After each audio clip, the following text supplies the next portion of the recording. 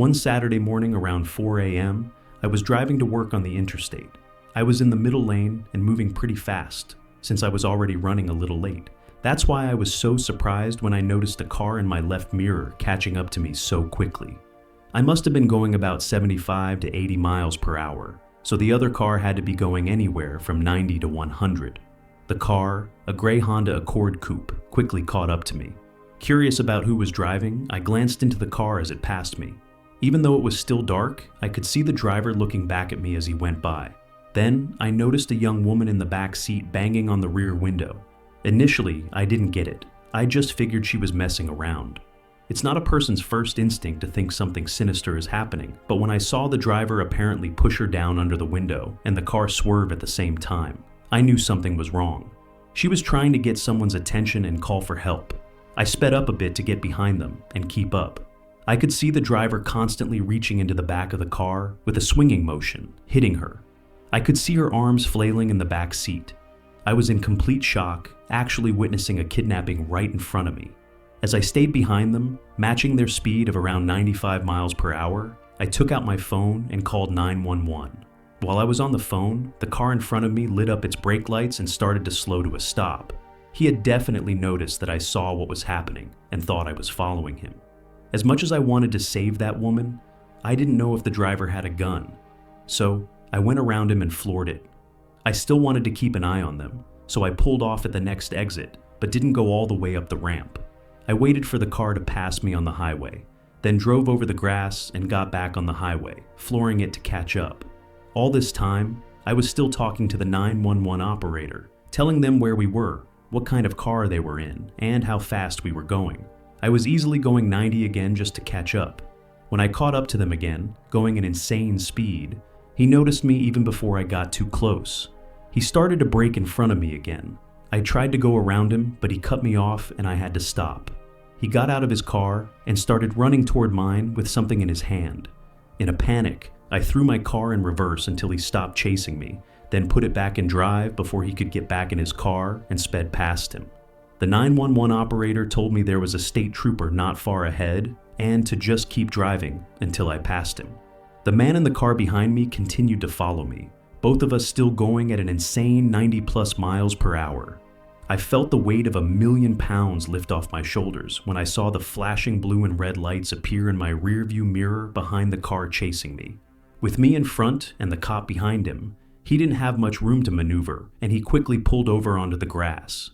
I pulled over in front of him, but with at least 2 car lengths of space between us, because I still didn't know how this was going to end. Luckily, the cop, with his gun drawn, got the guy out of the car with his hands up. By then, I got out and watched the whole thing. He was on the ground in cuffs, lying on his stomach. Another police car showed up, and another cop entered the scene. The woman in the back of the car was let out. She was badly beaten, in tears, and extremely happy to be saved as she kept thanking me for saving her life. The driver was her ex-boyfriend who had come to her house, and when she refused to talk to him, he attacked her, grabbed her, and threw her in the back of his car, which had the child locks on. It's scary to think where he might have been taking her, or what he was planning to do to her if I or anybody else hadn't witnessed her crying for help in the back of the car. Story 2 by Mang Thol. I traveled to Boston to support a family member who was running the Boston Marathon. I decided to drive from Chicago to Massachusetts. I took Route 20, which is possibly the longest highway in the United States. I don't really like to fly, so I started driving around 3 p.m. after work. My GPS told me it would be a 15-hour drive, but knowing my driving style, I figured it would probably take me 14 hours. My ETA was 6 a.m., but I was hoping to arrive by 5 a.m. if I didn't make any stops. I'm the kind of person who likes to get long car rides over with in one go. Most of Route 20 goes through open land, and there isn't a lot of traffic on most of it. I'd say about 10 hours in, around 1 a.m., I was pretty much one of the only cars on the highway. I had music blasting to keep me awake. I was comparatively almost done with the drive. Not really, but I was feeling optimistic. I was starting to get a little tired though, even after the 2 cups of coffee I had. I didn't want to pull off the road for more coffee, so I just pushed through it. I figured it would make finally collapsing into a bed all the more rewarding when I arrived. One moment I was the only car in sight, and the next thing I knew, I saw headlights in my rearview mirror. I was in the left lane, and he was pretty close behind me, so I moved over to the right. He sped up a bit to pass me, and then for some reason, he slowed down to match my speed just as my front bumper lined up with his rear bumper. He just matched my speed for a long time. I started to speed up to pass him, and as soon as I got in front of him, he pulled into my lane behind me, so close that it almost looked like he was going to clip my car. I had no choice but to speed up even more to get him off my tail. I wasn't looking to be the victim of a road rage incident, especially not at this hour. He sped up just as I did. I moved into the left lane, and so did he. At that point, I knew something was wrong. It couldn't be an unmarked cop. It was some old, beat-up pickup truck. The truck started flashing its lights behind me. I didn't slow down. I was genuinely afraid because I had never experienced anything like this on the road. I kept driving, stepping on the gas a little to increase my speed by 5 to 10 miles per hour, hoping to see a cop, or any other cars for that matter. But I couldn't see another set of taillights as far as the eye could see. Just the occasional car zooming past on the other side of the highway. The pickup truck behind me then switched lanes and floored it. I heard the aggressive roar of his truck's engine as he passed me. He cut in front of me and then started to brake. I tried to swerve around him, but he kept blocking me. I was forced to slam on my brakes too. I started to honk my horn because that was all I could do. As we slowed down, the man in front of me turned on his hazards and started waving his arm out the window, signaling for me to pull over to the side of the road. I obviously didn't listen. I took the chance to quickly pull around him as he started to pull onto the grass, and then I floored it. My sedan could easily escape his pickup truck, but I hit 100 miles per hour, and he was still not far behind me. I got off the highway at the first exit. I stopped at the red light at the end of the exit ramp, not expecting him to still be behind me, but he was. The pickup truck's headlights pulled up behind me, and then the truck pulled up to the red light next to me. I looked to my left at the truck, and the window rolled down.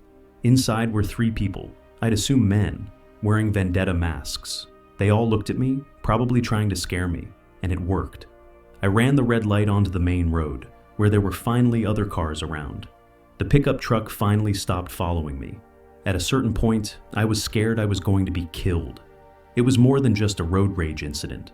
I didn't get the license plate number. In fact, I don't even remember seeing a plate on that truck. All I know is it was some 90s black pickup truck. After that, I parked in a Walmart parking lot and fell asleep. I woke up around 8 a.m. and finished the drive. I told my family about the incident, and I warn everyone to be careful when driving late at night.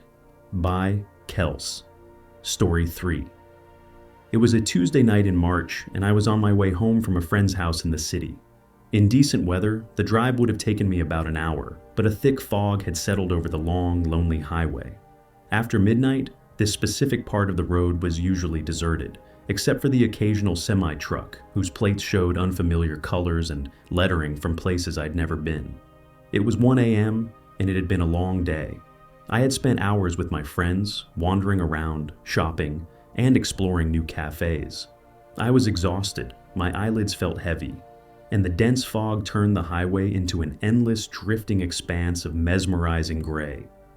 I drove carefully, at times slowing down to a steady crawl, and turning on my hazard lights to make sure anyone behind me knew I was there. Suddenly, I saw a vehicle that was half on the highway and half on the shoulder. I slammed on my brakes and pulled over, barely missing its bumper. My heart was pounding after the close call, so I put my car in park behind the black sedan to catch my breath. I watched as the car started to slowly roll forward and off the road until it was fully parked on the shoulder. The car sat for a moment, then the driver's side window rolled down. An arm emerged and made a waving motion, signaling for me to pull over. At this point, the adrenaline from the sudden stop was still rushing through my body, and it made sense to move further off the road. I followed the car as it made a slight turn onto a side road.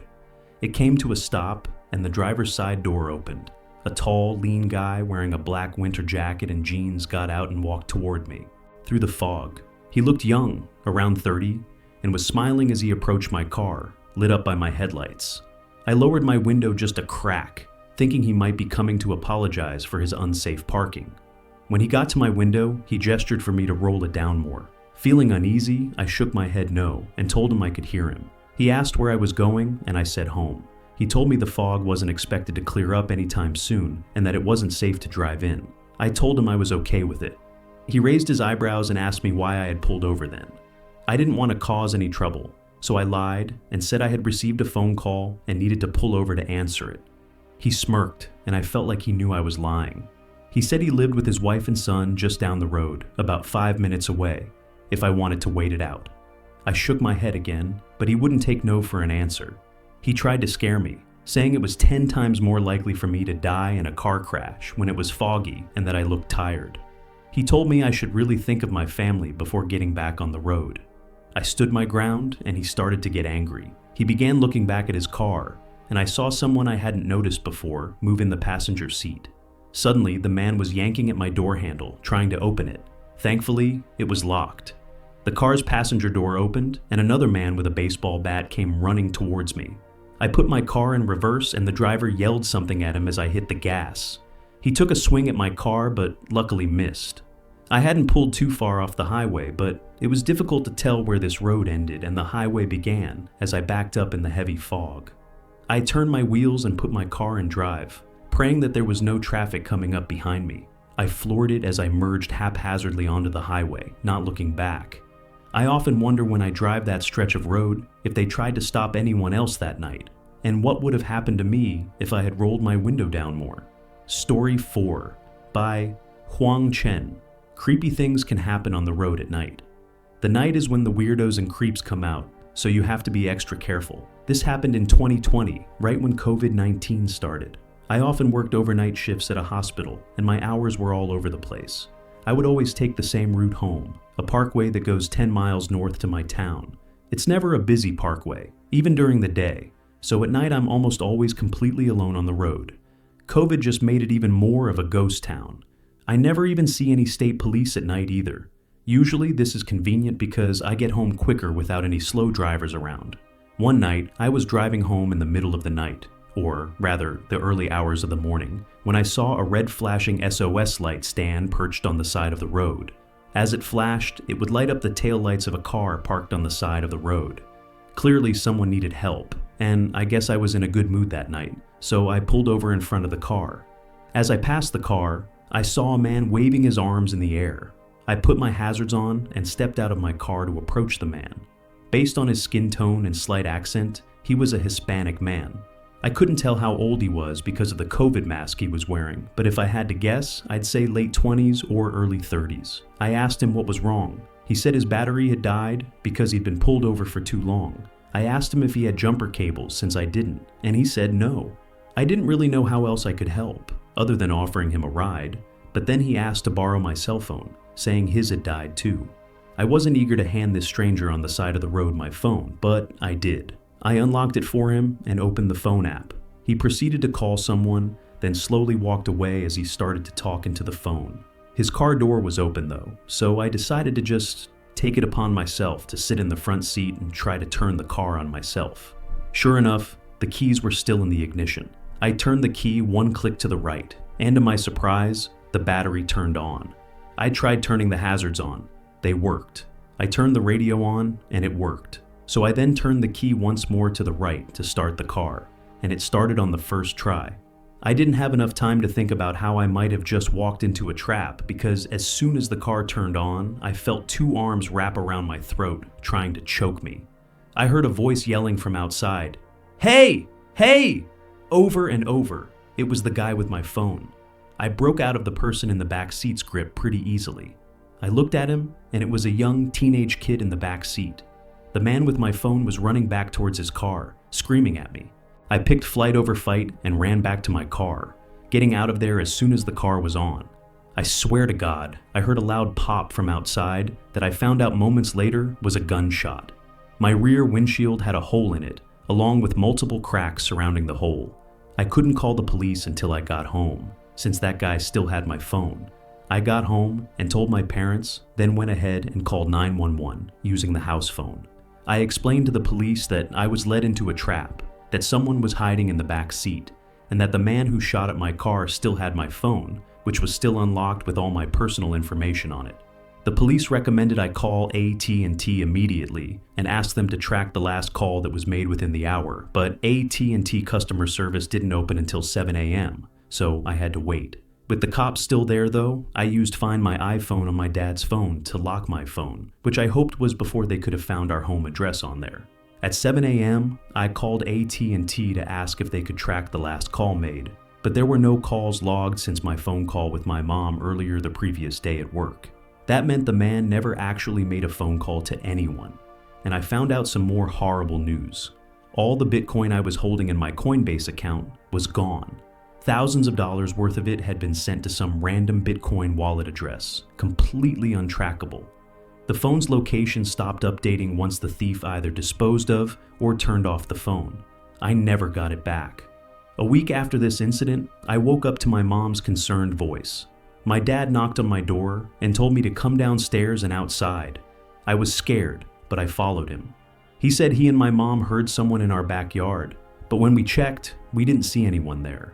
My mom wanted to call the cops, but my dad said we'd hold off until we heard another noise, which we never did. I don't know if what they heard was a person, but if it was, I really hope it wasn't that man who had my phone. My address was saved everywhere on that phone. Regardless, it's been 2 years now, so it's obviously over. Still, I will never stop to help somebody on a highway at night ever again.